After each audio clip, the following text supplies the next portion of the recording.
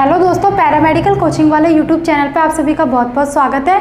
आज के इस लेक्चर में हम ईएसआर टॉपिक पर डिस्कस करेंगे कि ईएसआर क्या होता है एंड ये टेस्ट क्यों परफॉर्म किया जाता है। सबसे पहले ईएसआर का मतलब होता है इरिथ्रोसाइट सेडिमेंटेशन रेट। जो ईएसआर टेस्ट होता है वो नॉन स्पेसिफिक टेस्ट होता है।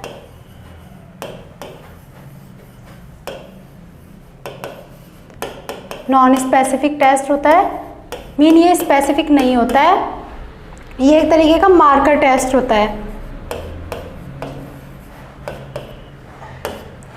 नॉर्मली जो हमारा ब्लड होता है वो कंटिन्यू फ्लो करता रहता है, वो सेडिमेंट नहीं होता है। बट जब कभी भी हमारी बॉडी के अंदर फाइब्रिनोजन इंक्रीज होना स्टार्ट हो जाता है, इंक्रीज होने लगता है, तो हमारा ब्लड सेडिमेंट होना स्टार्ट हो जाता है। मीन जो आरबीसी होती है वो इकट्ठा होना स्टार्ट हो जाती है, इसको हम सेडिमेंटेशन बोलते हैं। जैसे कि आरबीसी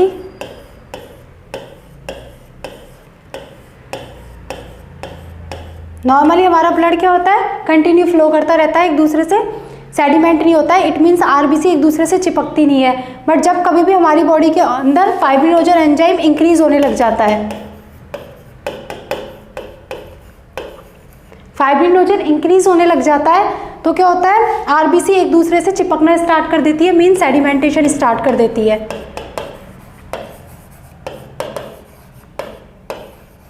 और फाइब्रिनोजन इंक्रीज कब होता है, जब कोई भी इंफेक्शन हमारी बॉडी के अंदर एंटर करता है।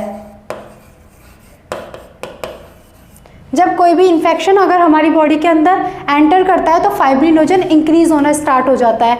और जब फाइब्रिनोजन इंक्रीज होना स्टार्ट हो जाता है तो हमारा ब्लड सेडिमेंटेशन स्टार्ट कर देता है, मीन आरबीसी एक दूसरे से चिपकना स्टार्ट कर देती है। इसको हम सेडिमेंटेशन बोलते हैं।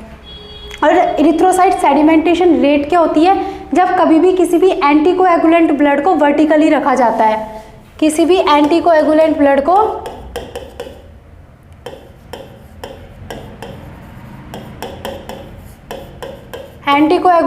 को वर्टिकली रखा जाता है,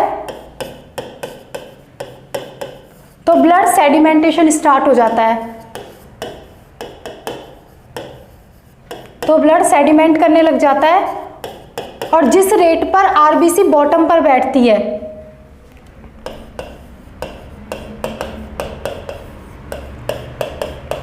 जिस रेट पर आरबीसी बॉटम पर बैठती है उसी रेट को हम बोलते हैं ईएसआर, इरिथ्रोसाइट सेडिमेंटेशन रेट। उसे हम ईएसआर, इरिथ्रोसाइट सेडिमेंटेशन रेट बोलते हैं।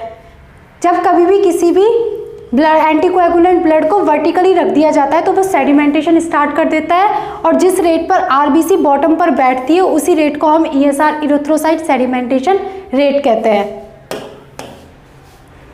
ये तो हमारा ईएसआर हो गया कि ईएसआर किसे कहते हैं। अब जैसे ईएसआर नॉन स्पेसिफिक होता है,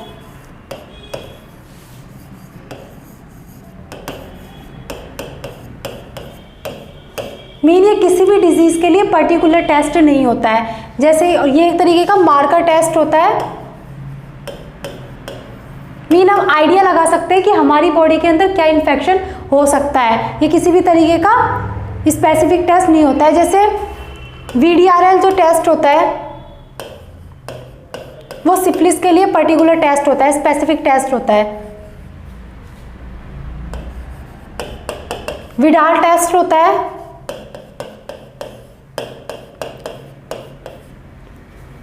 वो टाइफाइड फीवर के लिए स्पेसिफिक टेस्ट होता है। इस तरीके से ये टेस्ट इनके स्पेसिफिक टेस्ट होता है। बट जो ये ईएसआर होता है, इरिथ्रोसाइट सेडिमेंटेशन टेस्ट, जो ये रेट है वो कोई स्पेसिफिक टेस्ट नहीं होता है किसी भी डिजीज के लिए। मीन इसके अकॉर्डिंग हम पता लगा सकते हैं कि हमारी बॉडी के अंदर क्या डिजीज है। ये इस तरीके का एक मार्कर टेस्ट होता है। जैसे इसकी नॉर्मल रेंज होती है ईएसआर की 0 to 20, ये इसकी नॉर्मल रेंज होती है ईएसआर की।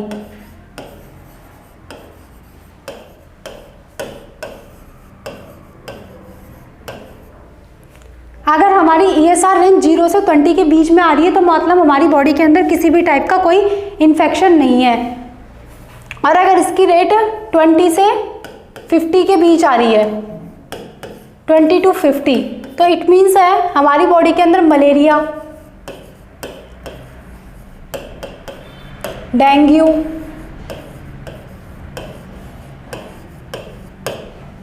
कफिंग, सीजनिंग, इस टाइप की जो बीमारियां होती है, डिजीज़ होती है, वो होती है। और अगर 50 से 80 के बीच इसकी रेंज आ रही है उसको इंडिकेट करती है, या अगर इसकी रेंज 20 to 50 के बीच आती है तो ये मलेरिया, डेंगू, कफिंग, सीजनिंग, इस टाइप की जो बीमारियां, डिजीज़ होती है उनको इंडिकेट करती है। और अगर 50 से 80 के बीच इसकी रेंज आ रही है तो ये H1N1, swine flu, viral infection,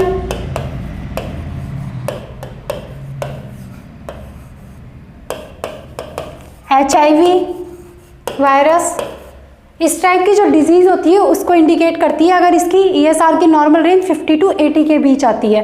और अगर 80 से इसकी रेंज 80 से भी अबव आती है तो ये एड्स जैसी डेंजर डिजीज़ को इंडिकेट करती है। अब इससे पता लग रहा है कि एक तरीके का मार्कर टेस्ट होता है जिससे ओनली हम आइडिया लगा सकते हैं कि हमारी बॉडी के अंदर क्या डिजीज़ हो सकती है। हम ये पता नहीं कर सकते कि किसके लिए कोई पर्टिकुलर टेस्ट नहीं है, ये एक तरीके का मार्कर टेस्ट है। अगर 0 से 20 के बीच ESR की रेंज है तो ये नॉर्मल रेंज है, मीन हमारी बॉडी के अंदर कोई भी इन्फेक्शन नहीं है। अगर 20 to 50 इसके बीच की रेंज है तो ये मलेरिया, डेंगू, कफिंग, सीजनिंग, इस टाइप की जो डिजीज़ होती है उसको इंडिकेट करता है। एंड 50 से 80 के बीच अगर इसकी रेंज है तो H1N1, swine flu, viral infection, HIV, इस टाइप की डिजीज़ को इंडिकेट करता है। एंड अगर 80 से भी अबव इसकी रेंज है तो एड्स जैसी जो डेंजर डिजीज़ होती है उसको इंडिकेट करता है। ESR का जो टाइम पीरियड होता है इस टेस्ट को करने का वो 1 आवर का टाइम लगता है। इसमें ESR टेस्ट को परफॉर्म होने में 1 आवर का टाइम लगता है। अगर इससे कम टाइम में ये टेस्ट परफॉर्म हो रहा है तो ये सही रेट हमको नहीं आती है हमारी ESR की। इस टेस्ट को परफॉर्म करने में 1 आवर का कम से कम टाइम चाहिए होता है। मोस्टली ये टेस्ट जो होता है वो लेबोरेटरी के अंदर परफॉर्म किया जाता है। एंड जो ये टेस्ट होता है लेबोरेटरी के अंदर सबसे ज़्यादा विंट्रॉप ट्यूब मेथड से किया जाता है, सिर्फ विंट्रॉप ट्यूब मेथड से।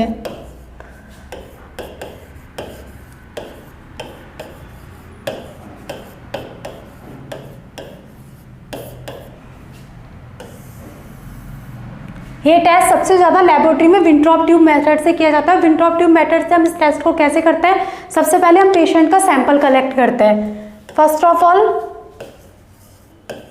पेशेंट का सैंपल कलेक्ट करते हैं।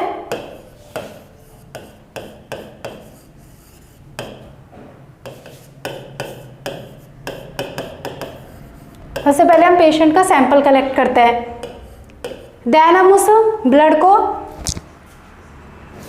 विंट्रॉप ट्यूब में डाल देते हैं।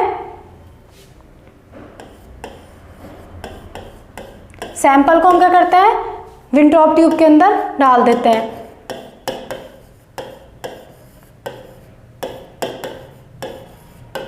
उसके बाद हम विंट्रॉप ट्यूब में रिएजेंट मिक्स करते हैं। रिएजेंट हम कौन सा लेते हैं, EDTA। उसके बाद हम EDTA जो रिएजेंट होता है उसको हम विंट्रॉप ट्यूब में मिक्स कर देते हैं। एंड देन हम उसको विंट्रॉप ट्यूब स्टैंड पर हम विंट्रॉप ट्यूब को रख देते हैं।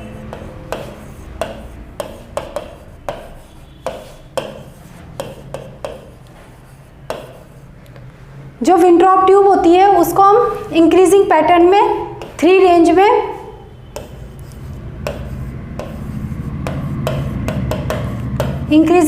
हम डिनोट करते हैं 3 रेंज में।